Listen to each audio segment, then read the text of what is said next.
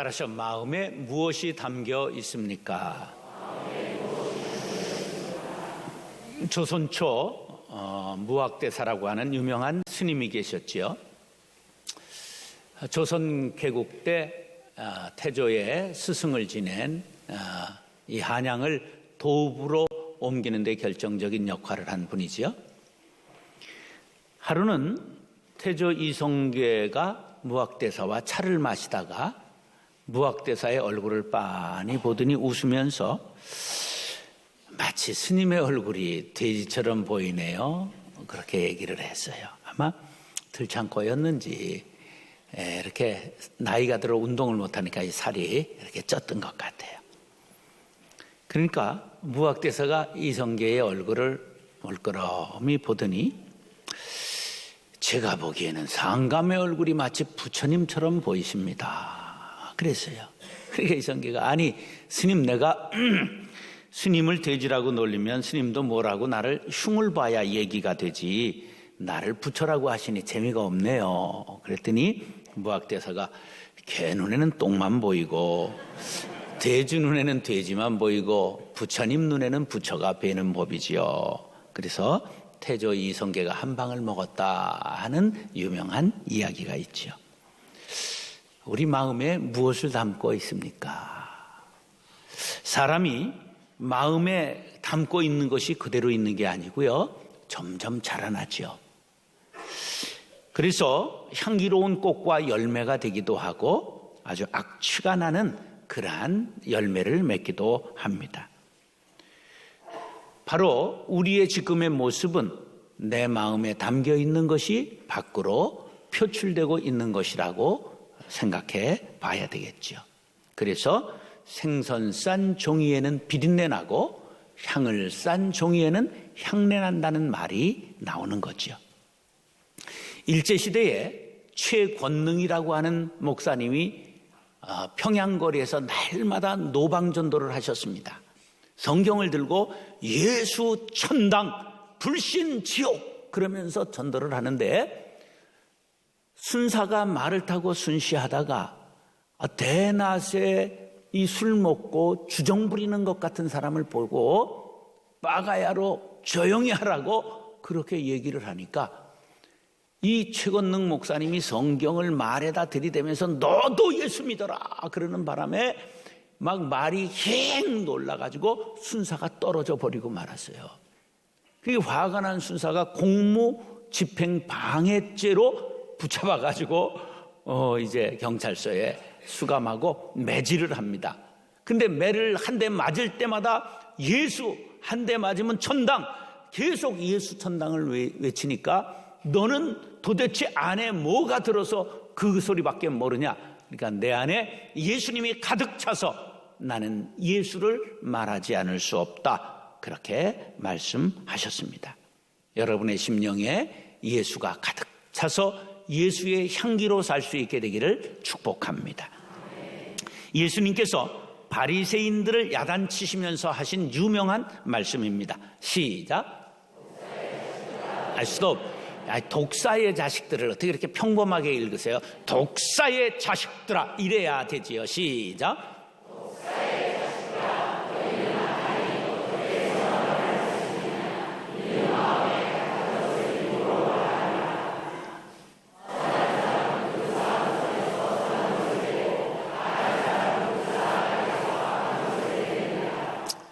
이 바리새인들은 옛날 우리로 말하면 양반들이었어요. 걸음걸이도 양반처럼 걷고요. 말하는 것도 거룩하게 했어요. 근데 마음은 교만하고 영안은 어두워서 하나님의 아들 예수 그리스도를 알아보지 못했습니다. 한 번은 예수님께서 귀신 들려 눈 멀고 말 못하는 사람을 고쳐주셨어요. 그랬더니 예수에게 귀신이 들어와 귀신을 쫓아낸다? 그렇게 말했어요. 그러자 예수님이 너희 마음에 악이 가득하기 때문에 보고 말하는 것이 악하다고 책망하신 내용이에요. 일체유심조라고 하는 불교의 용어가 있지요. 마음이 모든 것을 지어낸다, 모든 것이 마음에 달려있다, 그런 뜻입니다. 유리잔에 술을 담으면 무슨 잔입니까? 술잔이에요. 그럼 주스를 담으면 무슨 잔이 되죠? 음료수 잔이 되는 거예요. 물을 담으면 물잔이 되는 거지요. 우리 마음에 무엇을 담느냐에 따라 무엇이 되는 거지요. 사람은 아무리 숨기려 해도 마음에 가득한 것을 쏟아낼 수밖에 없습니다. 보배 예수님을 마음에 담으시기 바랍니다. 그러면 향기 나는 인생이 될 것입니다. 여러분의 출신과 외모와 소유와 학력과 건강과 지위와 상관없이 보배로운 사람이 될 수 있을 것입니다. 왜냐하면 예수님이 보배롭기 때문입니다. 외모를 가꾸는 데 사용하는 시간의 10분의 1이라도 마음을 가꾸는 데 사용한다면 여러분들은 지혜자가 되고 예수님의 제자가 될 수 있습니다. 사랑하는 형제 자매 여러분, 오늘 본문을 상고할 때 은혜 받고 마음에 무엇을 담을 것인가를 깊이 생각하는 시간이 될 수 있기를 예수님의 이름으로 축원합니다. 따라서 마음에 즐거움을 담아야 합니다. 얼굴은 이 마음을 비치는 거울입니다. 그러니까 얼굴을 보면 뭘 알 수 있죠? 마음을 알 수 있죠. 느헤미야는 바벨론의 포로로 잡혀간 소년이었어요. 그런데 세월이 가면서 이 바벨론 왕국이 페르시아가 무혈 입성해서 점령해 버립니다. 그러니까 바벨론 왕국이 그대로 뭐가 되죠? 페르시아 왕국이 된 거예요. 그런데 페르시아 왕국에서 이 느헤미야가 출세해서 술 맡은 장관이 되었습니다. 그 술 맡은 장관은 왕궁에 쓰이는 모든 술을 관장하고, 그리고 이 축하 잔치가 많이 열릴 때 임금에게 직접 술을 시음하고 독이 있는가 없는가 잘 익었는가 이런 것을 해서 따라 드리는 아주 높은 지위를 얻게 된 거지요. 하루는 유다 땅에서 친동생 하나니가 여러 사람을 데리고 찾아왔습니다. 그래서 유다의 사정을 물어봤더니 동족들은 그 땅을 점령하고 있는 이방인들에게 능욕을 당하고 있고 성은 허물어지고 성문은 불타 실랑 여우가 드나든다는 그런 소리를 듣고는 수일 동안 슬퍼 울다가 왕궁에서 잔치가 열린다는 전가를 받고 급히 이제 예복을 입고 왕 앞에 가서 술을 따라 올렸습니다. 그런데 왕이 느헤미야의 얼굴을 보더니 이렇게 말했습니다. 시작.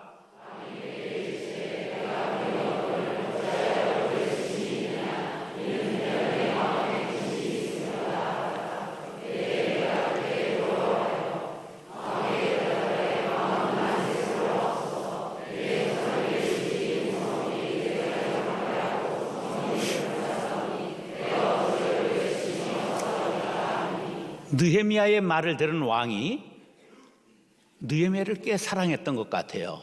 그러면 네 소원이 뭐냐? 내게 말해보라. 예, 제가 유대 땅에 가서 무너진 성을 건축하고 속히 돌아올 수 있게 해 주옵소서.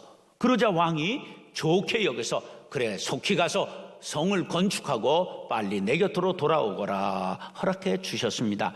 그 허락을 받고 유대 땅으로 달려가서 온갖 방해를 물리치고 성을 건축한 이야기가 느헤미야의 내용이죠. 여러분, 왕이 될 정도면 이렇게 사람을 보면 얼굴을 읽을 정도는 돼야 되지 않겠습니까? 엄마가 돼서 애 얼굴을 보고 아픈지 아닌지 이것도 모르면 안 되잖아요. 개를 봐도 개가 건강한지 아닌지 뭐 보면 알아요? 코에 윤기가 있는가 말랐는가 이런 거 보면 알 수 있단 말이죠. 옷을 잘 입어도 좋은 차를 타도 큰 집에 자라도 살아도 이게 행복한가 불행한가 어디에 써 있어요? 얼굴에 써 있는 거죠. 아무리 좋은 음식을 먹어도 주치의를 모시고 살아도 건강한가 병들었는가 얼굴을 보면 알지요. 얼굴이 까맣게 타들어가면 뭐가 나쁜 거예요? 간 때문이야. 간 때문이야. 그리고 얼굴이 하얗면 무슨 병에 걸린 거예요? 그 심장병 아니면 폐병 걸린 거지요. 마음에 근심이 있으면 피부가 까칠해지고 화장이 뜨게 되고 화장빨이 먹지 않아요. 집이 적어도 먹는 것이 변변치 않아도 마음이 편하고 잠을 잘 자면 얼굴에 윤기가 있고 웃음이 피어오르게 되어 있지요. 13절 시작.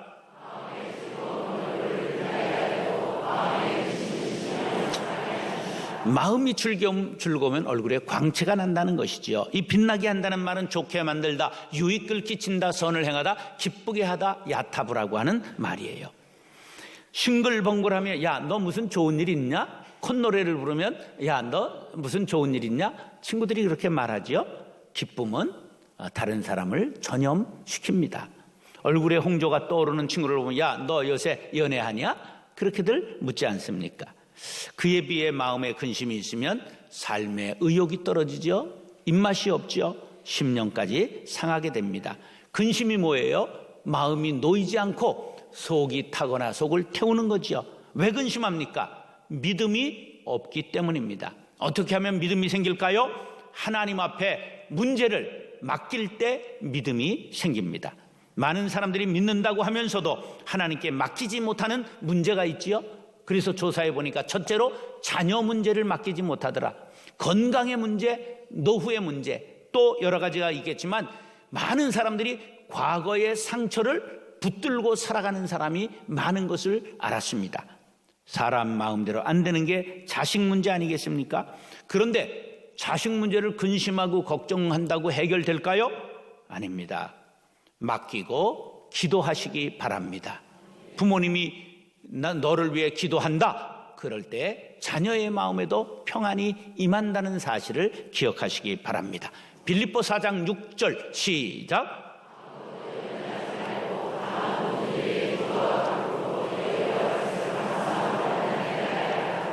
근심 걱정하다가 건강 잃으면 미련한 일입니다. 장래일을 우리가 몰라요. 그러나 장래일을 맡기면 마음에 평안이 옵니다. 근심하면 자기를 고문하는 것입니다. 그러나 하나님 앞에 맡기면 날마다 잔칫날이라고 15절은 말씀합니다. 시작.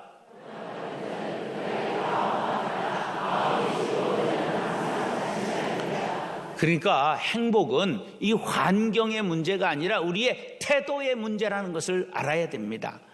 소유가 많다고 행복한 것이 아니라 즐거운 마음 가지면 행복한 것이지요. 즐거움은 감사할 때 옵니다. 어떤 경우에라도 감사하면 행복한 사람이 될 수 있습니다. 16절 시작.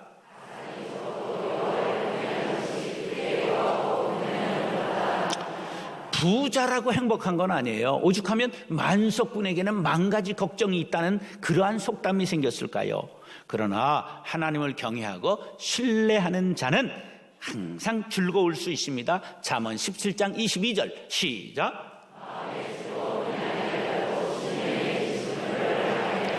뼈가 마를 정도로 근심하는 건 신앙인에게 죄악입니다. 믿음 없는 증거요 감사가 말랐기 때문입니다. 내 마른 심령을 마귀에게 빼앗기죠. 마음을 즐거움으로 채우시기를 바랍니다. 보약을 안 먹어도 즐거우면 건강합니다. 사랑하는 형제 자매 여러분, 모든 것 주님께 맡기고 마음의 즐거움을 가득 담고 행복하게 사시기를 축복합니다. 따라서 마음의 지식을 담아야 합니다. 지금 사람들은요, 지식을 담으려고 하지 않고 이 정보화 시대라 그런지 그냥 정보를 듣고 담으려고 그래요. 그런데 정보가 지식이 되기도 하지만 대부분 정보에 머물고 말아요. 정보에는 크게 두 가지로 나누는데요. 인공정보와 자연정보가 있어요. 인공정보는 외교정보, 국제정보, 군사정보, 경영정보, 수많은 정보가 있는데요. 그 특징이 뭐냐면 시한, 한계가 있다는 거예요. 그래서 시한이 지나면 가치가 떨어져요. 어제의 고급 정보가 오늘은 무용지물이 되기도 하지요. 그러므로 정보를 따라다니는 사람은 늘 흔들리고 불안하게 되어 있습니다. 마태복음 11장에 보면 세례 요한이 감옥에 갇혀요. 그런데 면회 오는 사람마다 세상 소식을 전하는데 이 부정적인 정보가 많았어요. 그래가지고 그에게 의구심이 들었어요. 그렇게 반석 같은 사람이 예수님이 정말 메시아일까 하는 의문을 갖고 자기 제자들을 예수님께 보내서 당신이 정말 메시아입니까? 이렇게 물었어요. 그러자 예수님이 세례 요한의 제자들에게 이렇게 전하라고 말했어요. 소경과 안진뱅이와 기머거리가 문둥병자가 고침받고 심지어 죽은 자가 다시 살아나고 가난한 자들에게 하나님의 나라의 복음이 전파되고 있느니라. 이렇게 전하라 하셔서 그들이 돌아갔어요. 그러자 남아있는 제자들에게 이렇게 말씀하셨습니다. 시작.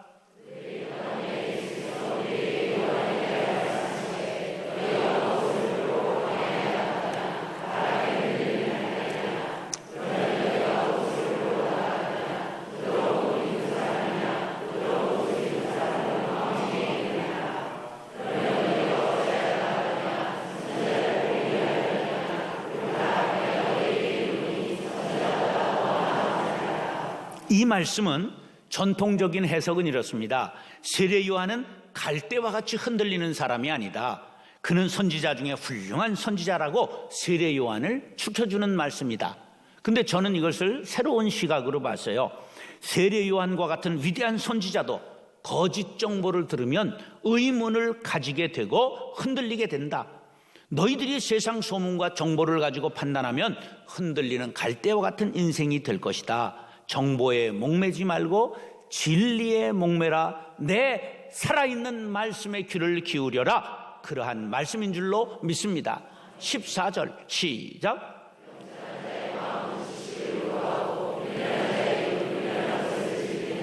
여기에서 지식은 진리에 이를 수 있는 지식을 뜻합니다. 명철한 사람은 자신은 부족한 사람임을 알고 늘 지식을 갈구하고 마음의 양식을 채우고자 합니다. 이에 비해서 미련한 자는 정보만 찾아 헤맵니다. 가십거리를 찾고 대화의 내용이 농담 따먹기 수준을 넘지 못하지요. 판단의 능력이 없기 때문에 자기 취향에 맞는 정보만 듣고 자신의 생각이 그냥 말을 토해내기에 무지와 무식과 편견을 드러냅니다. 이것을 오늘 14절에서 미련한 것을 즐긴다, 그렇게 표현하고 있는 것입니다.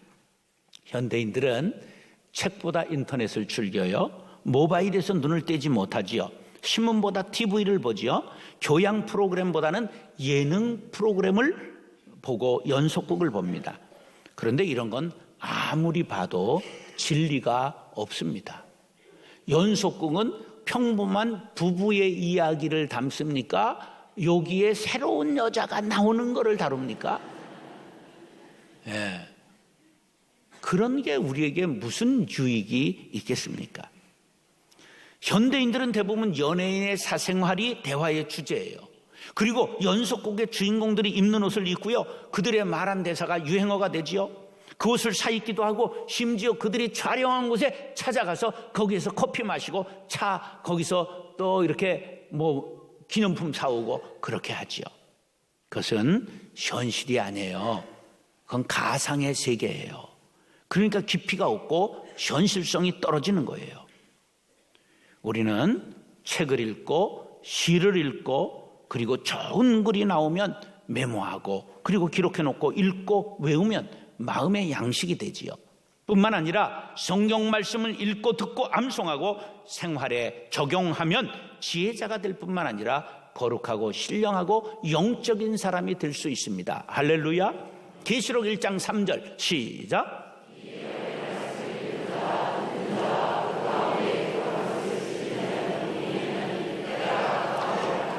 성경은 우리의 발을 비춰주는 등이 되고 세상에서 실족하지 않도록 길을 밝혀주는 빛이 됩니다. 그러므로 주의 말씀을 사모하는 자가 넘어지지 않고 형통케 된다고 시편 119편 165절에 이와 같이 말씀합니다. 시작.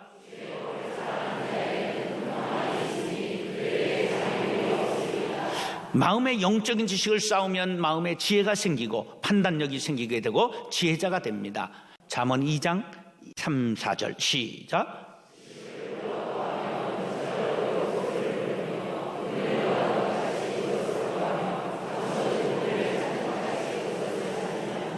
지식을 구하기를 보배를 찾는 것 같이 열심히 찾으라. 할렐루야. 여러분 마음에 무엇을 담기를 원하십니까? 하나님을 아는 지식이 가장 고상하고 이것이 영혼의 양식이 된다는 사실을 기억하시기 바랍니다. 사랑하는 형제 자매 여러분, 마음에 하나님을 아는 지식을 담고 영생을 얻는 지혜자들이 될 수 있기를 예수님의 이름으로 축원합니다. 따라서 마음에 사랑을 담아야 합니다. 사람은 밥을 먹어야 살 수 있죠. 그래 밥만 먹고 살면 동물이나 다름없죠. 마음에 사랑을 채울 때 영육이 건강하게 됩니다. 오래전 유행가에 사랑을 하면은 어떻게 된다고요? 모르는 사람 하나도 없죠. 근데 이게 과학적으로 사실이거든요. 사랑을 하면 엔돌핀이 쏟아져가지고 사람이 홍조가 떠오르게 되어 있어요. 그래 볼그스레 하니까 예뻐지는 거예요.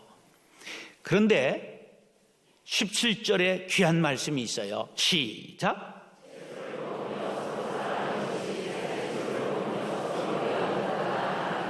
행복은 물질의 많고 적음에 있지 않고 마음의 사랑이 담겨 있느냐에 달려 있다는 거예요. 옛날에 살진소를 아무나 먹었을까요? 왕족, 귀족, 이 부자만 먹을 수 있는 거예요. 제가 군대 생활했던 40년 전에도 소고기 나오는 날이 일주일에 한 번은 있어요. 우리나라가 뭐 잘 살기 시작할 때니까. 그런데 그때만 해도 소고기국은 소가 장화를 신고 지나갔어요.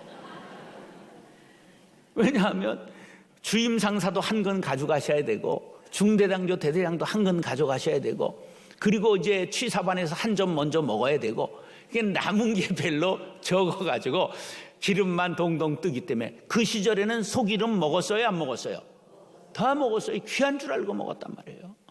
예, 그러니까 이 부자, 왕족, 귀족들의 얘기예요. 그런데 매일 고기를 먹어도 우리가 아주 사람들이 병들고 찌든 사람들이 있다 그런 말이에요. 그런데 채식주의자가 아니라 가난해서 날마다 우거지만 먹는데도 아주 얼굴이 뽀사시한 사람들이 있더라 그런 말이에요. 왜? 뭘 하기 때문에? 가족 간에 사랑이 있고 사랑하는 사람이 있기 때문이지요.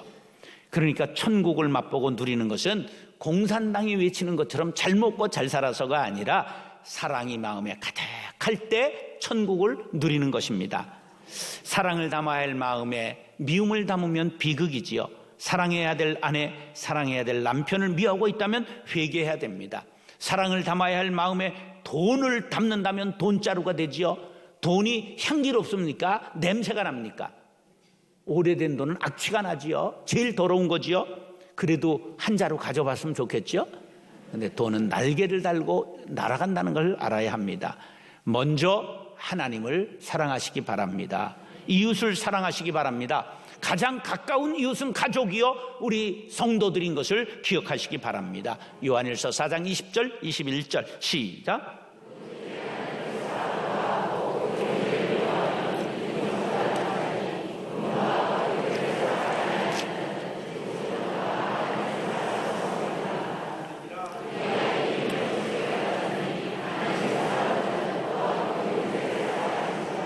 아멘.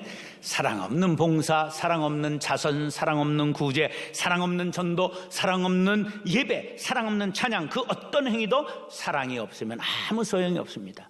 전사의 말을 하는 사람도 사랑 없으면 소용이 없고 심오한 진리 깨달은 자도 울리는 징과 같네. 하나님 말씀 전한다 해도 그 무슨 소용 있나. 사랑 없이는 소용이 없고 아무것도 아닙니다. 요한복음 4장 11절 시작.